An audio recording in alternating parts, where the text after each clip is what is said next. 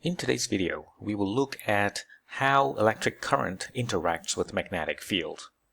In a previous video, we saw if you have a charge, a single charge, say moving with some speed or velocity v like that, in a region where there is a magnetic field B, that charge will feel or experience a magnetic force that is given by the following expression, a cross product expression. We can use this expression to understand how electric currents interact with magnetic field. Assume you have a conductor like that, the length of which is L. Inside this conductor, you have electric current, let's say in that direction. Electric current I is equivalent to the flow of many positive charges in that direction, following the direction of the current. Now let's assume you have a magnetic field imposed on these charges, like that. In this conductor, there are many positive charges. So instead of talking about number of charges, it is more convenient to talk about the number of positive charges per unit volume. So this little n tells you how many charges in a given volume. If the charge of a single particle is Q, then the total charge in this entire conductor is given by n times the volume of the conductor times the charge of a single carrier. So this represents the total charge capital Q. Now let's go back to the equation that we are familiar with. The magnetic force acting on a single charge. We know the result is given by that. In this case, you have many charges. Applying that formula to this situation, you have capital Q, because now there are more than a single charge.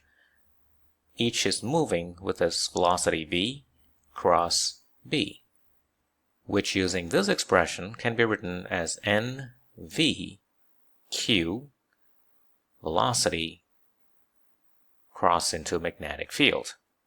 Let's assume the cross-sectional area of this conductor is A. So that means the volume is given by the length of the conductor times that cross-sectional area. Let's substitute this expression in here, and that becomes L times A. We mentioned a few minutes ago an electric current is equivalent to a flow of positive charge in the same direction as the direction of the current.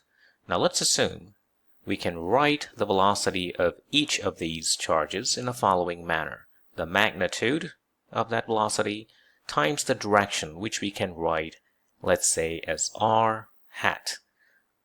So this r hat is a unit vector along that direction. Let's put everything together inside of this equation.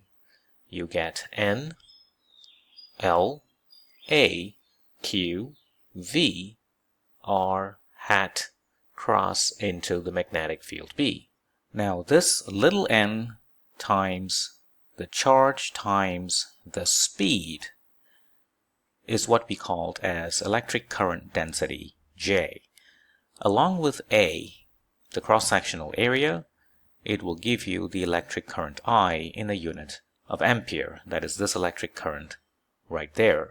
So that means the expression for the magnetic force on this current carrying conductor will simply become the current I times the length L. Let's not forget about this unit vector r hat, which is the unit vector in the direction of that electric current, cross into the magnetic field. It is conventional to write this term L r hat as quite simply the vector L. It is understood that the direction of this vector L is in the same direction as the direction of the current, and the magnitude of that vector L is the length of the conductor. So that would give us the full expression for the magnetic force on an electric current carrying conductor, namely I vector L cross into vector B. Since this is a vector cross product, rules regarding vector cross products apply here as well. The magnitude of this magnetic force is given by ILB sine theta, where theta is the angle between that electric current and the magnetic field. What that means is, if the electric current I is along the same direction as the magnetic field B, then the magnetic force on this electric current carrying conductor is identically zero because the angle is 0 degrees.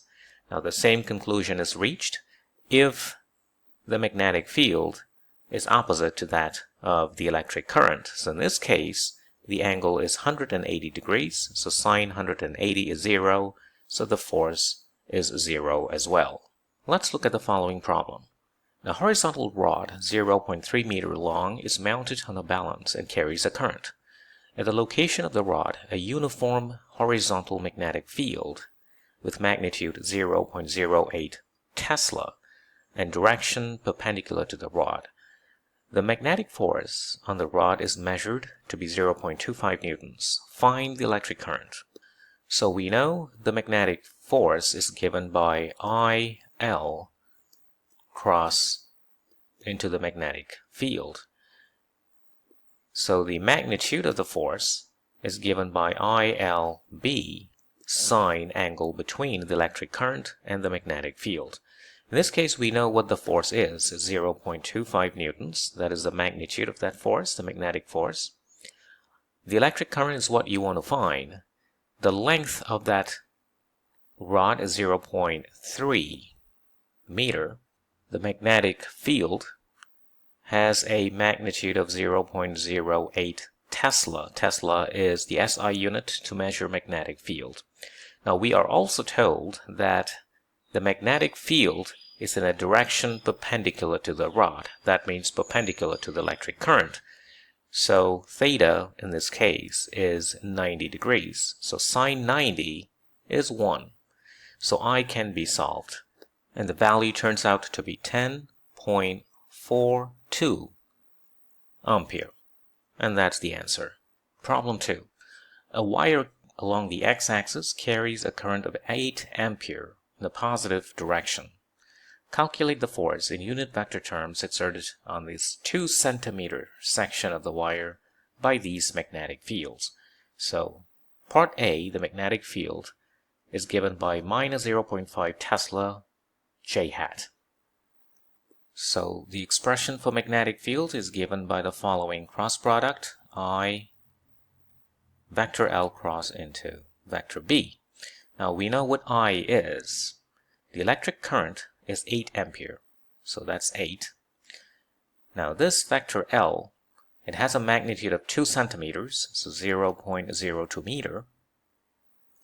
The direction of it follows the direction of the current. So in this case, the current is along the positive x-axis, so I hat. Cross into vector B. B is the magnetic field is given by that expression. So minus 0.5 Tesla in the direction J hat. So the direction of the magnetic field is along negative y-axis. So here are some results that we need to know regarding vector products. 1. When you take I, you cross that into J, you get K. I, J, K of unit vectors along x, y, and z axis respectively. So this is the I hat direction. This is this J hat direction. So when you take your right hand and you curl your right hand fingers from I to J, your thumb will be pointing in a direction which is out of the plane, namely along the positive z-axis, and the unit vector along the positive z-axis is the vector k hat. Likewise, if you take j hat cross into k hat, you get I hat. Another result, k hat cross into I hat equals j hat. In the problem at hand, you have I cross into J, so that means the answer is K hat. So the numerical value is minus 0.08 K hat. So the direction of the force is along the negative z-axis. We emphasize the unit is newtons. Now let's look at part B. Part B, the magnitude of the magnetic field is 0.4 Tesla. The direction is along minus I hat. So IL cross B is what you want to use again. So the electric current is 8 ampere. L is 0.02 meter in the direction of I hat. Cross into B. B is minus 0.4 Tesla in the direction of I hat as well. Now note, I hat cross into I hat. The angle between two parallel vectors is 0. So that means sine 0 is 0. So the answer is quite simply 0 newtons. So you would remember when the direction of this electric current is parallel or anti-parallel to magnetic field, the magnetic force that that current experiences is identically 0. Now finally, let's look at part C. So the magnetic force is given by IL cross B. So your I is 8 ampere. Vector L is 0.02 I hat in the units of meter. The magnetic field now is 0.8 J hat minus 0.5 K hat. I'm ignoring the unit and I'm not writing here because it's obvious magnetic field is measured in the units of Tesla. So let's do term by term. I cross into J according to the first line is K hat.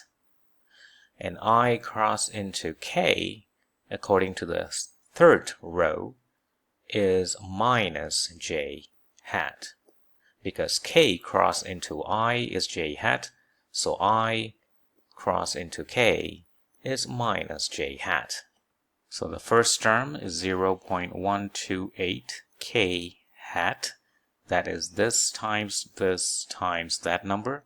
We note that this minus will kill that minus, and that's going to give you a plus. So it will be 0.08 J hat for the second term. And the unit is newtons. So this represents the answer for part C. And that solves the problem. Thank you for watching.